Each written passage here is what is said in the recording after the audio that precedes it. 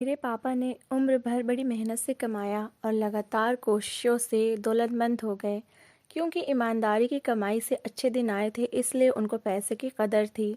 साथ ही वो खुदा का शुक्र करते थे कि ये दिन ऐसे ही रहें, बुरे दिनों में ना बदल जाएं। पापा गरीबों के बड़े हमदर्द थे। वो गरीबों की मदद करते रहते थे। उन्हें रुपए पैसे का कोई लालच न था। इसलिए बेटे की शादी उन्होंने एक गरीब घराने में करा दी। सोचा कि गरीब की लड़की आएगी तो हम लोगों को प्यार देगी और हमारी कदर करेगी। लेकिन सब लोग एक जैसे नहीं होते। भाभी शुरू में सही रहीं, माँ पापा का ख्याल रखती थीं, मेरे साथ मोहब्बत से पेश आती थीं और भाभी को हमारे यहाँ बहुत सुख मिला। नौकर चाकर, माल दौलत, ऐशो आराम, किसी चीज़ की कोई कमी न थी। वो हमारी कद्र करती तो हम भी प्यार से काम लेते।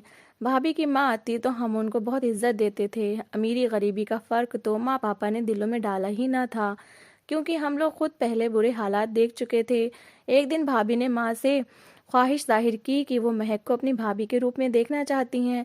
बताती चलूं कि हम दो बहनें थीं, मुझसे बड़ी का नाम महक था।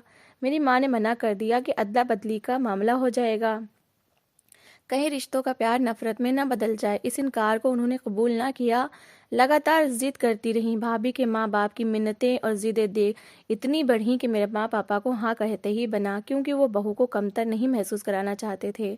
मेरी बहन महक खूबसूरत और मगर भोली भाली थी। उसकी उम्र 18 साल थी और मेरी 16 साल थी। पापा ने कहा, बहू गरीब घर से ली है तो उस घराने में बेटी ब्याहने में क्या हर्ज है। महक की शादी भाभी के भाई फरहान से हो गई। पापा ने दहेज और सलामी में दामाद को काफ़ी नगद पैसे भी दिए। इसी वजह से दिए कि अगर वो चाहे तो कारोबार कर ले और मेरी बेटी सुखी ज़िंदगी गुजार सके। महक सिर्फ 1 महीने सुकून से रही। इसके बाद उन लोगों ने सारे घर का काम उसके ज़िम्मे कर दिया। कहने लगी कि हमारा रिवाज है कि बहू घर की मालकिन होती है और घर की मालकिन को ही घर संभालना होता है। उस दिन के बाद से मेरी बहन को चैन से बैठना नसीब नहीं हुआ। सास हर एक से यही कहती कि देखो मेरी बहू कितनी सुघड़ है, खुद सारा काम करती है, घर को चमका कर रखती है। ऐसी लड़कियां को तो सोने में तौलना चाहिए। खुदा का शुक्र है कि हम कितने खुशकिस्मत हैं। मेरी भोली बहन इन तारीफों पर खुश होती और सारा काम करती। उसको ये न पता चलता कि ये लोग उसको बेवकूफ़ बनाकर अपना उल्लू सीधा करते हैं। महक सर्दी गर्मी धूप छांव सहती रही। सास नंदे अपने कमरे में लेटी आराम करती रहती। घर के हालात भी ठीक न थे। महक के पति ने उस पैसे से जो पापा ने सलामी में दिए थे उससे वीज़ा लिया और दुबई चला गया। बेटे के जाते ही महक के ससुराल वालों ने मेरी बहन का जीना हराम कर दिया। उसको खाने में चाय के साथ रोटी और कभी चटनी देते। सास कहती, बस बेटी, थोड़े दिनों की बात है, तुम्हारा पति दुबई कमाने गया हुआ है, जैसे ही वो पैसे भिजवाने लगेगा हम तुम्हें ऐश करा देंगे, तुम्हारे वारे न्यारे हो जाएंगे। लेकिन बेटी, एक बात का ध्यान रखना, घर की बातें मायके जाकर मत कहना। अच्छी बेटियों का यही तरीका होता है, सुख दुख सह लेती हैं मगर ससुराल वालों की शिकायत नहीं करती। मेरी बहन बेचारी कमसिन थी, सास की चापलूसी में वही करती जो वो कहती थी। इस तरह पूरा खाना न मिलने से उसकी सेहत गिरती चली गई, यहाँ तक कि वो कमज़ोर हड्डियों का ढांचा हो गई।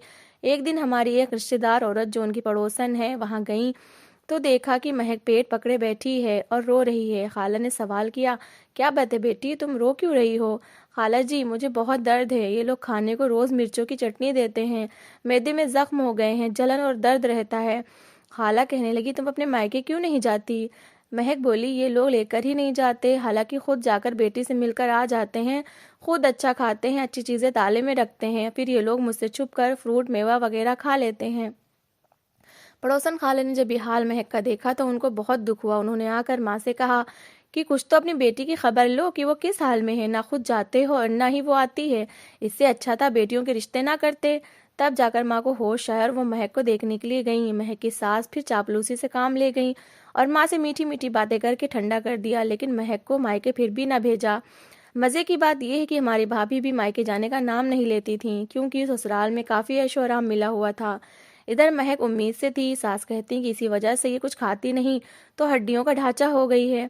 मेरी बहन कैदी बन गई थी, वो उसको घर से कदम नहीं निकालने देती थी। भाई को दुबई गए 7 महीने हो गए थे। महक ने एक बेटे को जन्म दिया। जब ये खबर उनको मिली तो वो खुशी में छुट्टी लेकर आ गए। छुट्टी बहुत कम थी, 1 हफ्ता मुश्किल से रहकर वो वापस चले गए। सास के डर से महक ने पति को भी ना बताया कि तुम्हारे घर वाले मेरे साथ क्या सलूक करते हैं। महक ने बेटे को ससुराल में जन्म दिया। सास ने कहा कि हमारे यहाँ रिवाज है कि बहू का पहला बच्चा अपने घर में ही जन्म देती है। माँ ने झगड़ा ना किया और कुछ दिन महक के साथ रह कर वापस लौट आई। माँ के जाते ही महक की सास नंदे फिर से शुरू हो गई। उन्होंने मेरी बहन से उसका कमरा खाली करा लिया। कहने लगी कि तुम्हें इतने बड़े कमरे की क्या ज़रूरत है, हम तुम्हें छोटा कमरा दे देते हैं। ये छोटा कमरा आंगन के कोने में बना हुआ था। पहले ये स्टोर के तौर पर इस्तेमाल होता था। उसे साफ करवा कर वहाँ मेरी बहन का सामान सजा दिया। कमरे के पास घना पीपल का पेड़ था। उनका कहना था कि तुम्हारा बच्चा छोटा है, ये रात भर रोता है तो घर भर की नींद खराब होती है, इसलिए तुम घर से कुछ फासले पर रहोगी तो सब सुकून की नींद सो सकेंगे। कुछ दिन बाद उन्होंने ये मशहूर कर दिया कि पीपल के इस पेड़ पर जिन का साया है। मैं कभी अकेली ना सोती थी, वो शुरू से ही डरती थी। पहले माँ, फिर मैं उसके साथ बेडरूम में सोया करती थी। शादी के बाद उसे अकेला सोना पड़ा। रात को ये लोग घर की सारी लाइट्स बंद कर दिया करते थे। आधी रात को देवर शरारत करता, आंगन में अजीब तरह की आवाज़ें निकालता, जिससे महक की आँख खुल जाती और वो डर जाती। खुदा जाने वो लोग ऐसा क्यों कर रहे थे, मगर मेरी बहन डर डर कर मरने लगी। छोटी उम्र में बच्चा संभालने का भी उसको एक्सपीरियंस ना था। नतीजा ये हुआ कि इस हरकत ने उसको आधा पागल कर दिया। अब वो आधी रात को कमरे से निकलकर आंगन में आ जाती, हर किसी का दरवाज़ा खटखटाती कि खोलो, मुझे डर लग रहा है, लगता है घर में भूत है जो मुझे डराते हैं। पेड़ पर दिए जलते हैं, पेड़ पर रोशनी वो लोग खुद जलाते थे। ऐसी बातें सुनकर ससुराल वाले कहते हैं कि इस पर असर हो गया है या फिर ये दिमागी मरीज हो गई है, पागल हो गई है। जबकि उसको दिमागी मरीज और पागल भी उन्हीं लोगों की करतूत ने बना दिया था। महक के मुंह पर हर आने जाने वाली औरत और रिश्तेदारों से यही कहते कि बदकिस्मती से हमारी बहू पर आसेब है।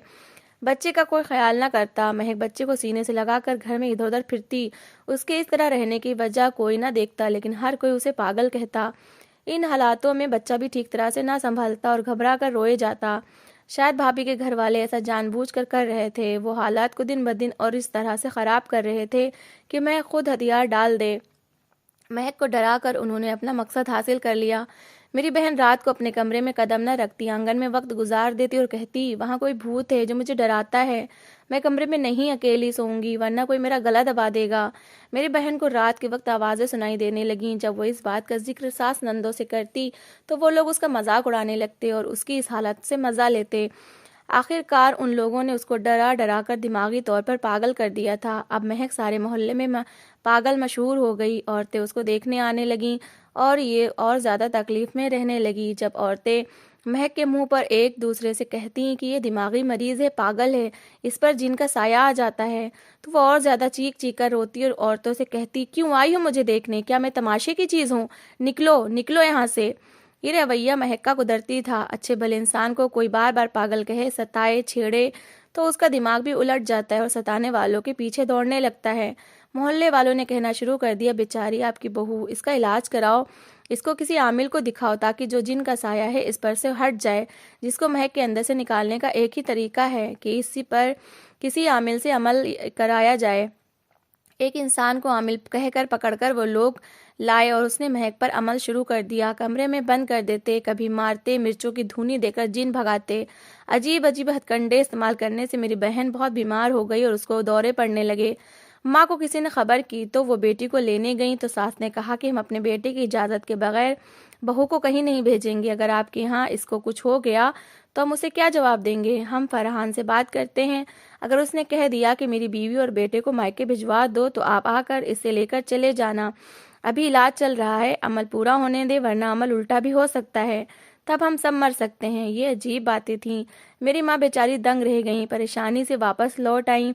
बहू से कहा, तुम ही अपनी माँ को समझाओ, इस तरह तो कोई नहीं करता। हमारी लड़की अच्छी भली थी जब ब्याही गई थी और अब उसकी हालत बहुत ख़राब है। हमारी भाभी ने उल्टा माँ से कहा, आप गलत सोच रही हैं, मेरे घर वाले अपनी बहू और पोते को बहुत चाहते हैं, आमिल से अमल करवा रहे हैं। अमल तोड़ा गया तो सभी मुश्किल में पड़ जाएंगे। आप अभी मर्दों से कुछ मत कहिएगा, ऐसा ना हो कि कुछ बड़ा नुकसान या झगड़ा हो जाए। हम लोग सीधे साधे ऐसी चालबाजियों से वाकिफ न थे। ये सिलसिला चलता रहा। एक तरफ और दूसरी तरफ उसे रात को डरा डरा कर परेशान करते रहे। जब महक की हालत बहुत ख़राब हो गई तो एक दिन सास आकर उसे हमारे हवाले कर गईं। माँ पापा महक को लेकर मुंबई चले गए, जहाँ डॉक्टरों ने उसको मेंटल हॉस्पिटल में एडमिट कराने का मशवरा दिया। वहाँ पर भी वो डरी डरी ही रही। आखिर इसी हालत में वो मर गई। जब महक इस दुनिया से चली गई तो फरहान आया, मगर अब क्या फ़ायदा था। वो 2-4 दिन गुजार कर वापस दुबई चला गया।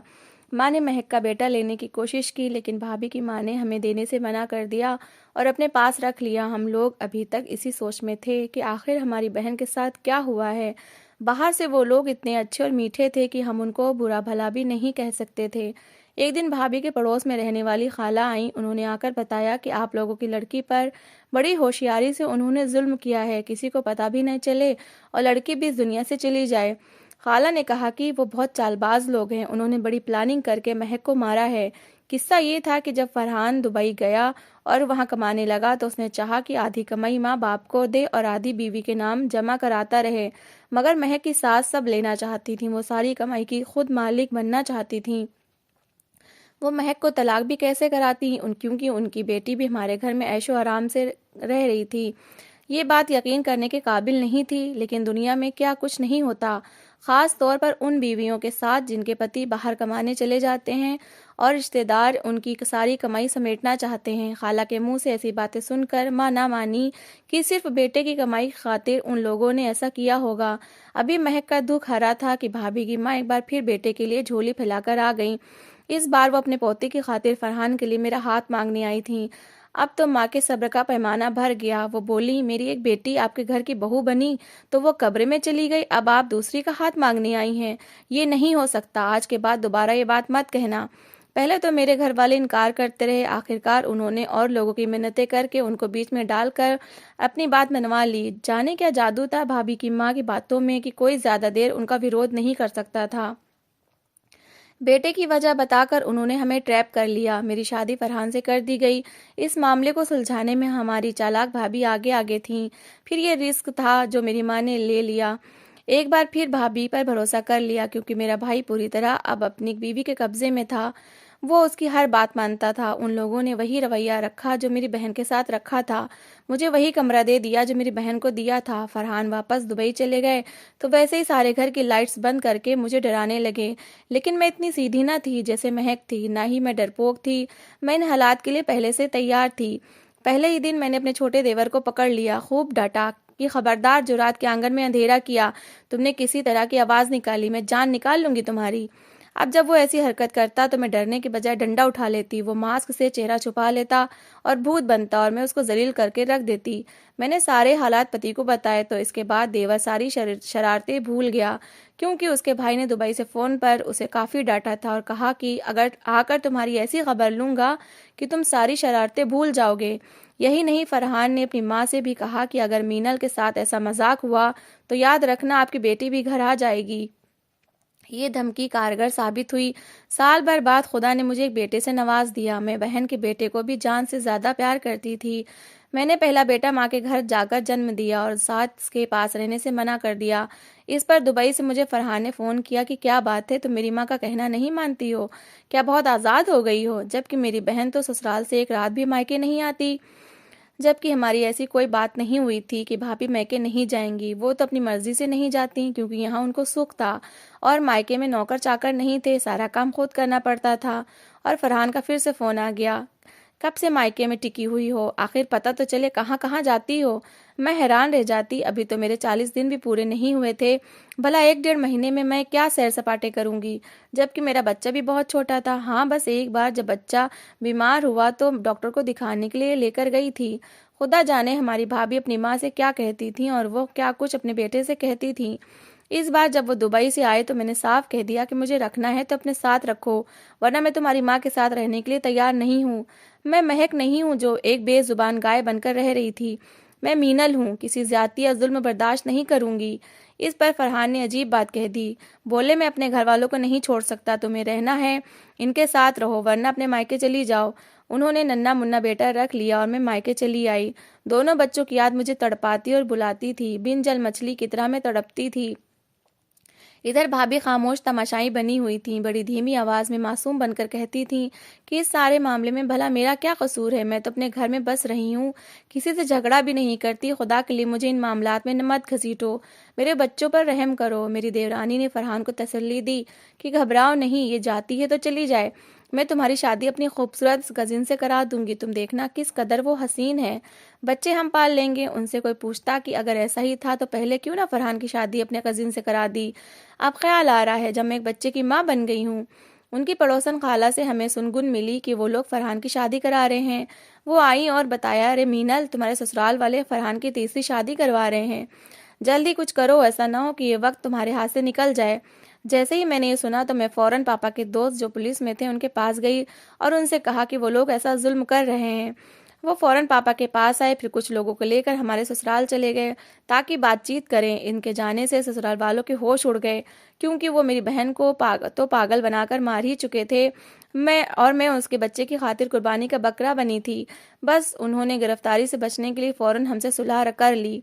फरहान आए और मुझे मनाकर ले गए। मैंने शर्त रखी कि मैं अलग घर में रहूंगी। उन्होंने ये शर्त भी मान ली। यूं हम अलग अलग मकान में रहने लगे और हमारा उजड़ा घर फिर से आबाद हो गया। सास ने काफी बवाल किया, मोहल्ले के हर घर में जाकर बताया कि वो जालिम बहू मुझसे मेरा बेटा छीन कर ले गई, जो हमारे बुढ़ापे का सहारा था, हमसे जुदा कर दिया।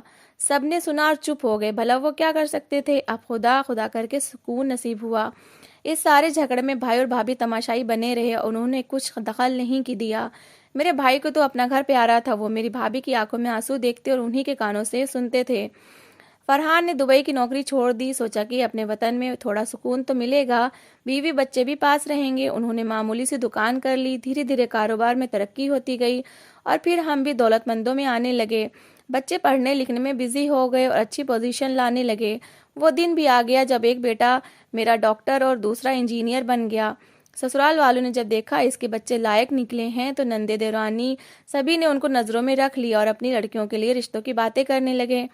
मैं उनसे अच्छा बर्ताव रखती थी, मगर रिश्ता करने से दिल घबराता था। सास ने फरहान को बहुत मजबूर किया कि अपने घर की लड़कियां हैं, इनको बाहर न दूंगी, इन्हीं में से रिश्ता ले लो। मगर मैं टालती रही कि बच्चे बड़े होंगे तो रिश्तों की बात होगी। खुदा ने मेरा भरम रख लिया। दोनों लड़के हाई एजुकेशन के लिए कनाडा में चले गए। वहाँ पढ़ाई के साथ नौकरी भी करते थे। फिर उन्हें वहाँ की रिहाइश मिल गई और मुस्तकिल रिहाइश के लिए उन्होंने वहीं की लड़कियों से शादी कर ली। वो हमसे और हम उनसे हमेशा हमेशा के लिए जुदा हो गए। इस खबर से जहाँ खुशी हुई, अफसोस भी हुआ कि जिन पौधों को बरसों से सींच कर परवान चढ़ाया था, वो जब घनी छांव देने के काबिल हुए तो हमसे दूर हो गए। हमको सुख देने का वक्त तो अब आया था। इससे तो अच्छा था कि मैं इनकी शादियां नंद या देवर की बेटियों से करा देती। कम से कम आंखों के सामने तो रहते। सारी उम्र ससुराल के जुल्म सहे। जब खुशी देखने का वक्त आया तो बच्चों ने अपनी मर्जी कर ली और हम माँ बाप बच्चों का चेहरा भी ना देख सके। लेकिन खुदा की करनी की शादियां उन्होंने सिर्फ और सिर्फ नेशनलिटी की खातिर की थी और उन लड़कियों से कॉन्ट्रैक्ट मैरिज की थी। जैसे ही उन्हें नेशनलिटी मिल गई, वो लड़कियां मेरे बेटे को छोड़कर चली गईं। उन्होंने तो अपने फ्यूचर के लिए फैसला किया था। कुछ ही दिनों बाद वो इंडिया वापस आ गए। इस बार मैंने अपने दोनों बेटों की शादियां खानदान से बाहर की। मैं दोबारा इस झंझट में नहीं फंसना चाहती थी कि देवर और नंद के दोबारा मामले में पड़ूं। शादी के कुछ महीने बाद ही मेरे बच्चे अपनी बीवियों को लेकर दोबारा कनाडा चले गए। लेकिन जाने के 3 महीने बाद ही मुझे और अपने बाप को उन्होंने उधर बुला लिया। खुदा का लाख लाख शुक्र है कि मेरे बच्चे मेरी आंखों के सामने हैं और मुझे बहुत अच्छी बहुओं से नवाजा है और अब घर में मेरे पोते पोतियों की किलकारियों से गूंजता है। मैं हर वक्त खुदा का लाख लाख शुक्र अदा करती हूँ और फरहान भी बहुत खुश हैं। आखिरकार इतनी तकलीफों के बाद खुदा ने हमें इतना मीठा अज्र दिया। तो दोस्तों, कैसी लगी आपको हमारी कहानी? अगर कहानी अच्छी लगी हो तो प्लीज़ लाइक करिएगा और अगर आपने अभी तक हमारे चैनल को सब्सक्राइब नहीं किया तो ज़रूर कर लीजिएगा। तो मिलते हैं ऐसी ही एक इमोशनल कहानी के साथ। Thanks for watching.